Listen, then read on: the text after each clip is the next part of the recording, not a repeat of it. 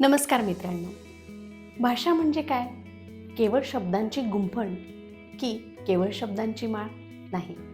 भाषा म्हणजे आपल्या मनातील भावना समोरच्या व्यक्तीपर्यंत पोहोचवण्याचं सगळ्यात प्रभावी आणि सशक्त माध्यम. जसं आपलं कुटुंब असतं ना, तसंच भाषेचं देखील एक कुटुंब असतं. आपल्या घरात जसे आजी आजोबा, आई वडील, काका काकू आणि लहान भावंड असतात, तसंच भाषेचं देखील असतं. आपल्या मराठी भाषेचं देखील एक मोठं कुटुंब आहे बरं का.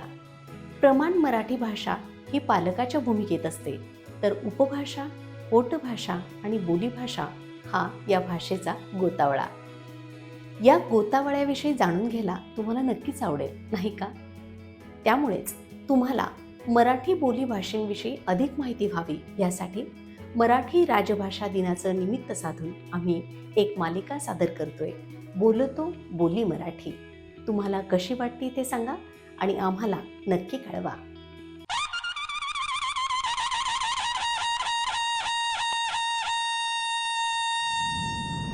मराठी भाषेमध्ये जवळजवळ 60 ते 70 बोलीभाषा आहेत.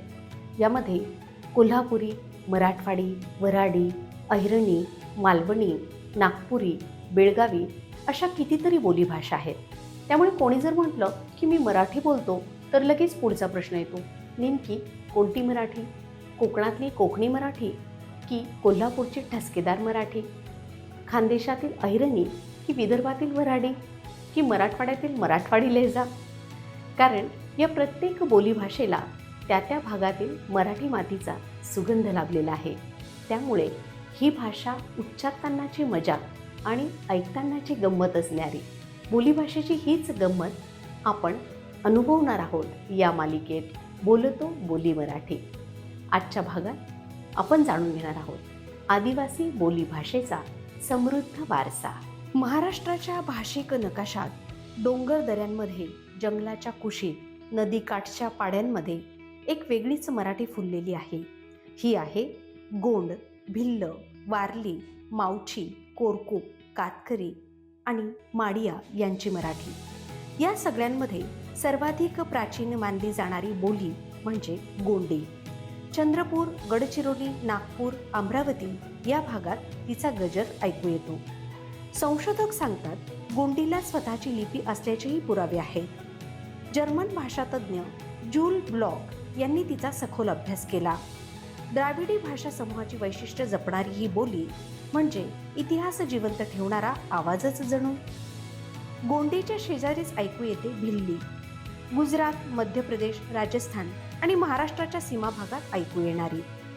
महाराष्ट्रात ती मराठीचीच पोटभाषा मानली जाते. आणखी एक वैशिष्ट्यपूर्ण बोली म्हणजे हळबी. गडचिरोली, चंद्रपूरच्या आदिवासी भागात बोलली जाते. इथं तुम्हाला ऐकायला मिळेल, मी देखलो नाही.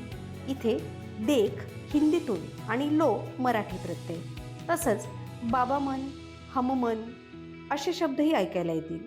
मन हा अनेक वचनदर्शक प्रत्यय. भाषेचा हा संगमच तिचं सौंदर्य वाढवतो. आणि वारली बोली, पालघर आणि ठाणे जिल्ह्यातील वारली समाजाची ही ओळख आहे. आदिवासी बोलीभाषेला एक वेगळीच गोडी आहे.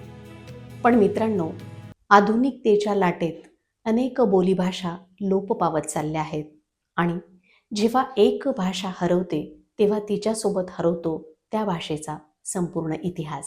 म्हणूनच मराठी राजभाषा दिनाच्या निमित्ताने आपण संकल्प करूयात, आपल्या बोलीभाषेविषयी माहिती जाणून घेऊयात आणि त्याचा वारसा पुढच्या पिढीपर्यंत पोहोचवण्याचा प्रयत्न करूयात. कारण आपली बोलीभाषा हीच आपली खरी ओळख आहे. मग मित्रांनो, कशी वाटली ही माहिती आम्हाला कमेंट बॉक्समध्ये कळवायला विसरू नका. आणि बोलीभाषेविषयी आणखी माहिती मिळवण्यासाठी आमची ही मालिका पाहत रहा, ज्याचं नाव आहे बोलतो बोली मराठी.